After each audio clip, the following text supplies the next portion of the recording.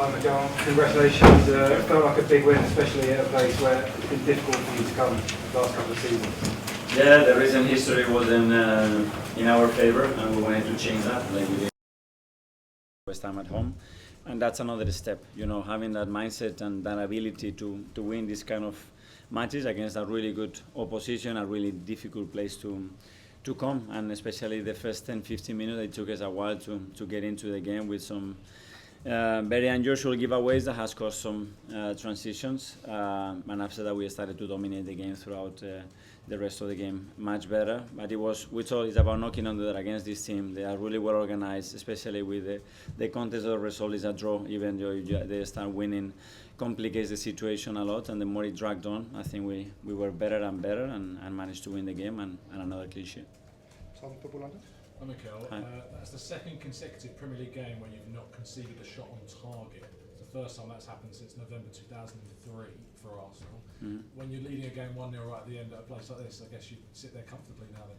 Not comfortably, because as well it feels in this pitch like it's smaller and they are straight away on you in the box. By the big chances we didn't generate, they didn't generate any big chances. It was more the feeling sometimes, especially in the first half with the giveaways, and because they have a lot of players with a lot of quality in the final third, and Jimenez in the box with a real threat, and 1-0, you know, that is not enough. Charlie from the Sun. How important is it for you to sort of grind out these wins? You could argue your third win away from home where you may not played your best, but that must really please you that you're just really grinding out. Yeah, you have to play the best in relation to the opponent and the place that you have to play. That's what we have to play. The best against Atletico Madrid is going to be different to the best of today, and make sure that we are able to take the game into those areas that is going to favor our possibility to win the game, and we continue to try to improve. James, CBS. Hi Mikel, maybe a challenging match for Ebereche. Could you reflect on how difficult it is for someone coming into this club to learn playing in those spaces as a number 10 against this sort of mid-block, which is something he's not really going to run into a lot at Palace? No, because he's more used to probably attacking open spaces and breaks and facing and carrying the ball with the space in front of him, but he's so good and comfortable doing that. I think he had his moments today.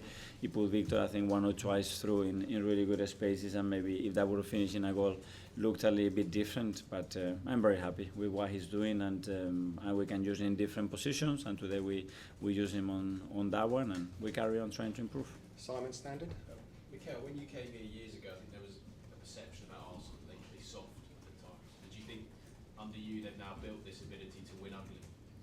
I don't like looking back, but if you ask me how I would describe the team, the players, is tough and very, very willing. James, Sky. It's another set-piece goal, Mikel. How pleasing is that for you, and how important is that weapon when it comes to winning ugly games where you're struggling to break the team down? Great, because it's obviously we generate so many set pieces, so you have to start from there. So when you generate so many, we have to understand, and against these low blocks when they don't really want to jump and commit that many players there, we have another opportunity to put the players that we want in the position that we want with the role that we want, and we need to exploit that. We could have exploited that today in different ways. At the end, it was a set piece, so more than welcome. Amy, Athletic. Hi, Mikel. Hi. At the beginning, Gabriel looked like he'd had a really long journey, maybe wasn't quite sure where he was at. A couple of questions relating to that. What's the programme like for someone like that coming back and coming into a game so quickly? And also, how much does it impress you that a player who's maybe struggling to refine that rhythm then has the character to come on? That's exactly the part that I loved about it, because when everything goes well in the first few minutes for a player and he gets confident and things are flowing for you, it's easy to continue. But Gabi had two difficult moments, probably not at his standards, but the way he reacted to that and the sense of security that he transmits, that's maturity and that's the mindset that we need in the team. So that's a really good example to use and that I will use for sure. Can I just ask about Atletico coming up quickly on Tuesday? Are you a little bit concerned about how much football everyone's had and there's another big game coming up? Can you rest? Can you rotate? Yes, we know the schedule. You could see some of the players, not only us, their players as well, and there have been some injuries as well. The load is what it is. That's why we need it.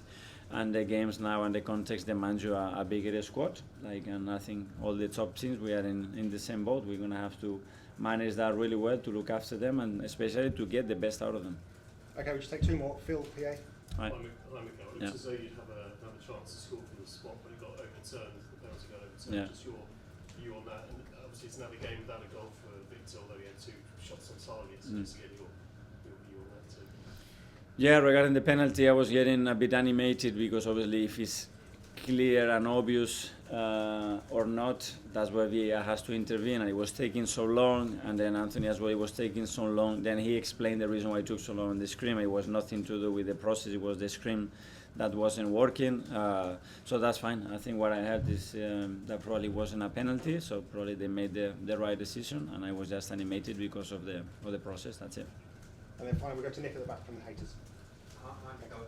Just on the goal, Leandro Trossard again, he has a habit of scoring significant goals. What have you got to say about him? That he has this quality to create these magic moments when the team needs it the most, and that intuition, and he's in the right place in the right moment, and that's a huge quality for the team and a massive weapon for us. So really happy. I think he's been very, very good in recent weeks, and now we have a lot of players in a really high emotional state and performance level, which is really good to see. Thanks, everyone. Yeah, thank you. Thank you.